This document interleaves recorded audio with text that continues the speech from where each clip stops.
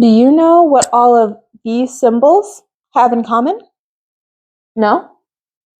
Well, let's get into it.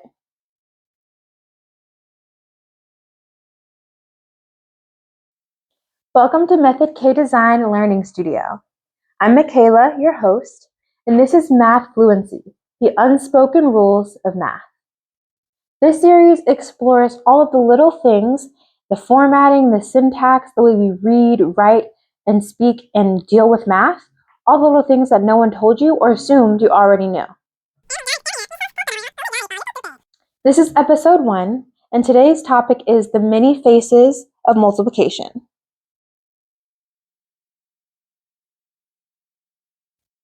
There are a couple different ways in which we can represent multiplication, and there are 5 common ones that I want to go over with you today, so that when you see them, you know them, you can identify them, and keep moving forward with your problem solving.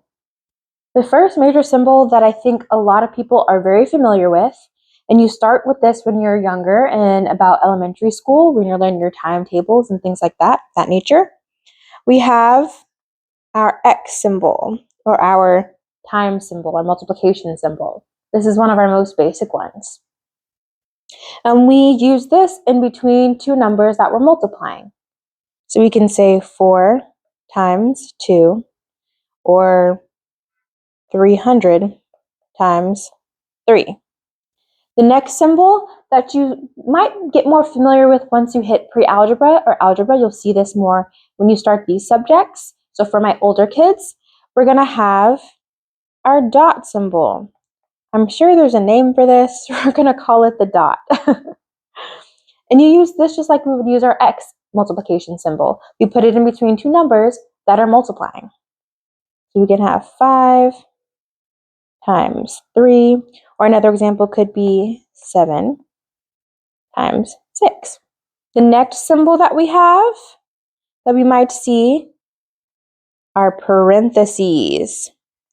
I think this one starts to trip students up because we're adding more elements into the problem, and this starts to look very confusing.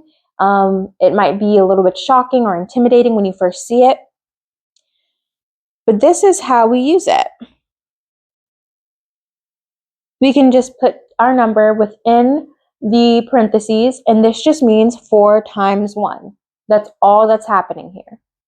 Another way you might see it is you might have one number on the outside with no parentheses and one number on the inside with parentheses. 5 times 2.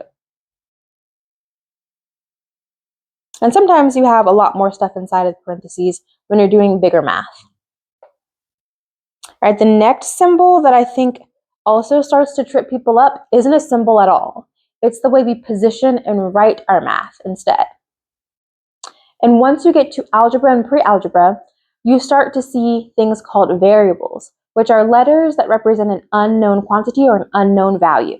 It's meant to replace and stand in for a value. Let's say we have the number 6 and we have x. That x does not represent a multiplication symbol. That x is a variable. So what this really means is 6 times x, or you can write it like this, 6 times x. But we can write it in a very simple format, 6x, which means 6 times our unknown quantity or unknown value of x. And finally, a form that you don't see often in the classroom, but you might see in computer science applications, computer logic, programming logic, when you're doing stuff or classwork related to that, you might use the star. And it works just like our dot, and it works just like our X symbol. You just place it in between two numbers, 2 times 2. So the next question you might have is why? Why do we have all of these different ways of multiplying or representing multiplication? What's the point? There are a few different reasons why, but the one that I want to touch on today is clarity.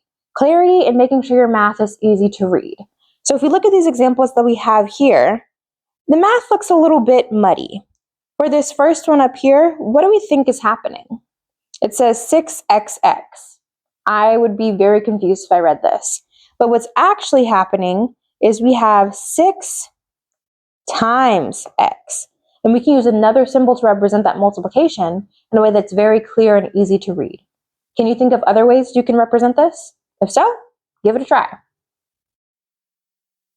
For the next one down here, this looks very confusing. We have a 4, a dot, and then another dot, and a 5.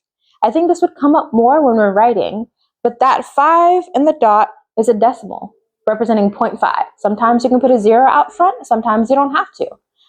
But to make this more clear, we could instead write 4 times 0.5. And that looks a little bit more clear when we're reading our math. Again, there's other reasons why we use different symbols, but again, the more complex your math gets, the more clear you want it to be, and so the more space we have to make for ways to be able to write our math. Now, do you know what these symbols represent?